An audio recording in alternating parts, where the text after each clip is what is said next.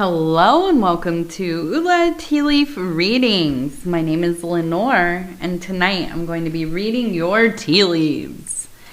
This is a horoscope for Cancer. If Cancer is your solar, lunar, ascendant / rising sign, then this is a message for you. All right, let's get started. And so, Cancer, tonight we have the adjustment card. And, let's see. Let's see how that energy kind of interacts with these tea leaves here. All right. Okay, so let's take a look and see what the tea leaves have to say. So immediately I'm seeing we have an owl. You can see the eyes, the little beak would be about right here, and the little round body. So kind of a cute little owl. But an owl nonetheless. The owl often represents, as we know, wisdom, but also kind of the watcher. Okay, so this might be an energy of somebody within your world is kind of very interested in what you're doing. It could be that you yourself are very focused on something going on in somebody's life or their life in general, and you're kind of the watcher. It could also be really that there's a sense of feeling watched over, right? Maybe by a guardian angel, an ancestor, an elder. I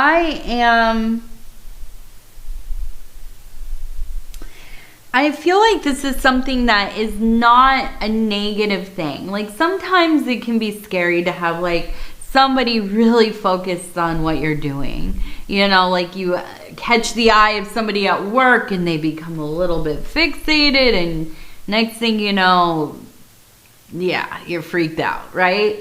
I don't think this is what that's like. This is kind of more of an energy of maybe it being reciprocated. Maybe this is more of like somebody who relates to you heart to heart. I don't feel like this is something that has a real kind of negative energy around it, okay? So, let's keep looking. I want to see what else we have going on. So we have, it looks like a seahorse over here.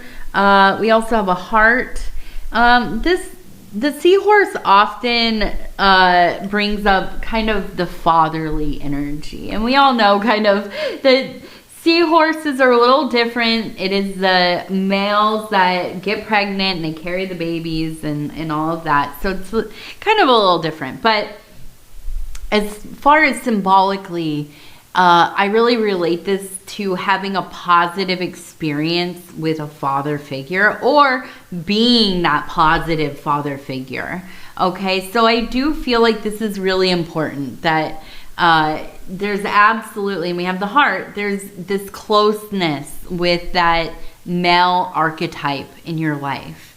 And I feel like this is somebody who not only made you feel safe and provided the space for you to be who you are and to grow and to change and, all of the many seasons that we kind of go through as we go through life. But I think that you really feel,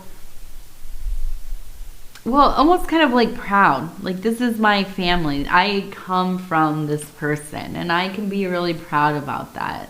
And that's a beautiful thing. You don't hear that too often, but when you do, for me anyways, it makes me so happy. It makes me very happy to hear that people do have good relationships with their parents and where they come from. So I do think that that is something that wanted to be noted here. Now, we have, it looks like two children, and maybe kind of a empress energy over here. The children being here and here. This being the empress. A dog next to. And we have a spider right over here. So maybe the grandmother, maybe the dream weaver.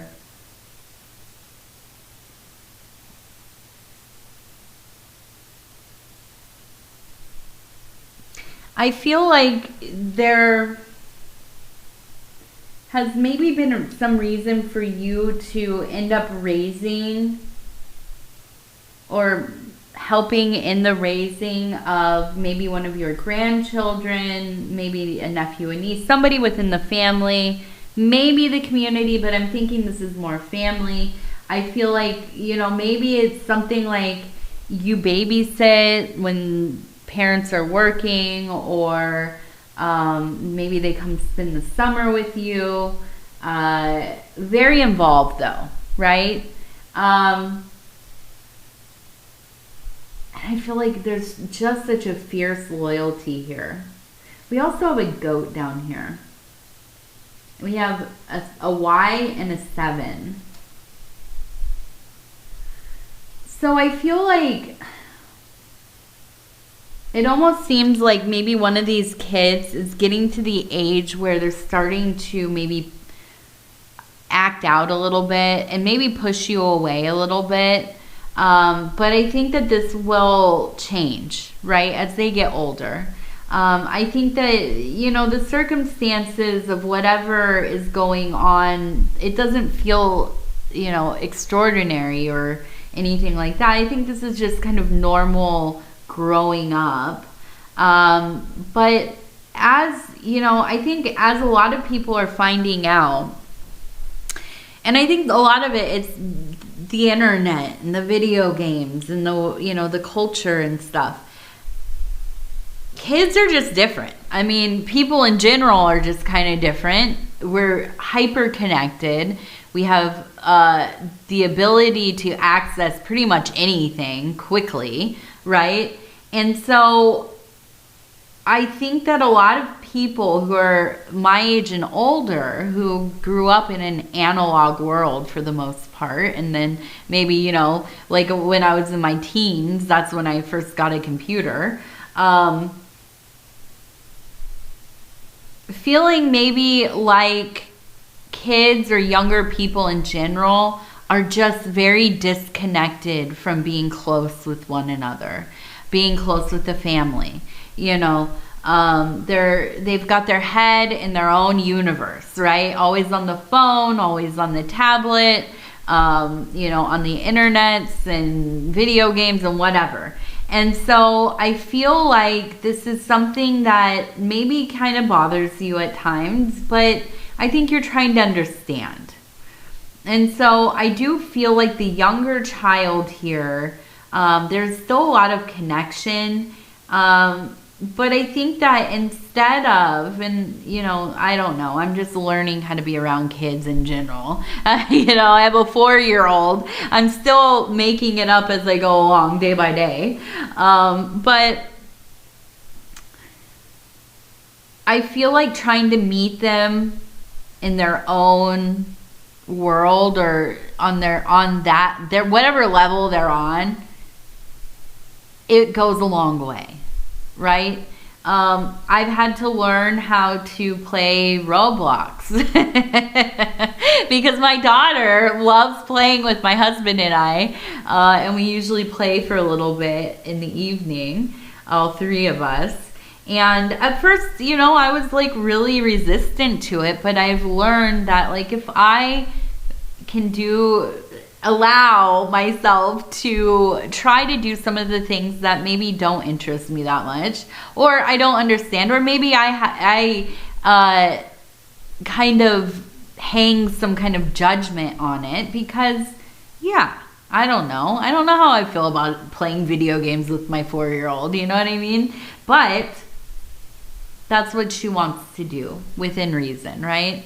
And showing up and doing the dang thing, even if I'd rather be reading or doing my nails or literally almost anything else. It creates a closeness, right? And we now speak a language that we're both learning, and that is, you know, whatever's going on in the Roblox games. So there is a deeper connection there. So maybe this is a place where you can find some things that you are willing to do with them and they are interested in, and finding a way to kind of at least create a pathway, right? To show that, yeah, I'm interested in what you're into, and I'm here, and I might not ever understand it fully, but I will try, right? I will show up for you. And, you know, I think this kind of, I think this kind of thing, it happens a lot. It happens, you know, and it's not unique to these younger generations. I mean, this has always been the case. You know, kids have always been the ones pushing basically culture forward, right? Creating new stuff, getting into different things, you know, kind of changing from whatever their parents are into and the grandparents and all of that. So, you know, it's nothing new. It's the same old story. It's just so much more access to stuff. Now, we do also have that goat down there. Okay, so I do feel like there is a Capricorn kind of in the mix somewhere here, and I feel like this is somebody that you are very close with. And I always think of Capricorns and Cancers as being like totally made to be friends. Now, maybe not the like most passionate friends, but I think long lasting. Like, this is somebody that you can go to like really talk something out rationally, looking for the logic in the situation, making a plan, getting good advice, that kind of thing. So I do feel like this is going to be important. So if you have a Capricorn in your life, I would definitely activate that support person or just friendship in general, putting some time and effort into it, because I feel like this is somebody who adds to your life, doesn't take away from it. And, you know, it's sometimes that we don't have a lot of those kinds of people available to be in our life. So when we do, we should really, really take advantage of that. We also have a large A. And it looks like the word ear, E-A-R. So maybe something going on with your ear, maybe like sinus things or ear infection. If your ear starts to bother you, go get it checked out. Don't mess around with them ears. You don't want... my biggest fear is like losing my hearing, which is so vain, I know. But I listen to so much music. And so like last year, we got sick. Shout out to my husband, by the way, over at Dove and Serpent Tarot, my favorite Cancer. My husband, Paul, over there. If you haven't watched his readings, go check him out. He's amazing. But yeah, last year we had so many colds, and we had that C word, you know, the one, I'm not allowed to say it because the algorithm doesn't like it. But we had that more than once last year and this year, early this year. And my ears were plugged on and off for like 6 months, and it was awful. It was so bad. So if you do happen to have something going on, get it checked out, because you don't want to be living like that. All right, let's see.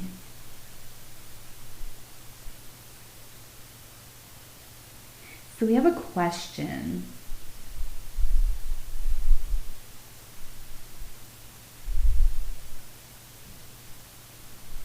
We have the bird's wing. We also have kind of the hermit energy here.